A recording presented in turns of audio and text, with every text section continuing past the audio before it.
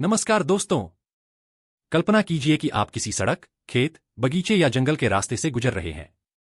अचानक आपकी नजर जमीन पर पड़ी एक लंबी, चमकदार और अजीब सी चीज पर पड़ती है। पास जाकर देखते हैं तो पता चलता है कि वह सांप की केंचुली है। बहुत से लोगों के मन में तुरंत यह सवाल आता है कि क्या इसे घर ले जाना चाहिए।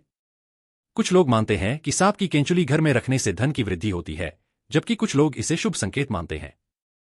दूसरी ओर कई लोग इसे अशुभ मानकर छूने से भी डरते हैं। लेकिन सच क्या है? क्या सांप की केंचुली वास्तव में भाग्य बदल सकती है? क्या इसे घर ले जाना सुरक्षित है? क्या इसके पीछे कोई वैज्ञानिक कारण है? और आखिर सांप अपनी केंचुली उतारता ही क्यों है? आज की इस विस्तृत वीडियो में हम सांप की केंचुली से जुड़े मिथकों, मान्यताओं, वैज्ञानिक तथ्यों और सुरक्षा संबंधी बातों को विस्तार से समझेंगे। वीडियो को अंत तक जरूर देखिए, क्योंकि अंत में मैं आपको कुछ ऐसे तथ्य बताऊंगा जिन्हें जानकर आप हैरान रह जाएंगे। केंचुली क्या होती है? सबसे पहले समझते हैं कि केंचुली आखिर होती क्या है। सांप की बाहरी त्वचा इंसानों की त्वचा की तरह लगातार छोटे छोटे टुकड़ों में नहीं झड़ती। जब सांप बड़ा होता है, उसकी पुरानी त्वचा उसके शरीर के लिए छोटी पड़ने लगती है।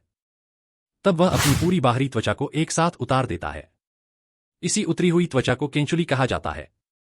यह प्रक्रिया पूरी तरह प्राकृतिक है और सांप के जीवन का सामान्य हिस्सा है। केंचुली देखने में बिल्कुल सांप जैसी लग सकती है। कई बार लोग इसे देखकर डर जाते हैं और सोचते हैं कि कहीं आसपास सांप तो नहीं है। वास्तव में यह सिर्फ खाली त्वचा होती है। सांप केंचुली क्यों बदलता है? सांप कई कारणों से केंचुली बदलता है। पहला कारण है शरीर का विकास।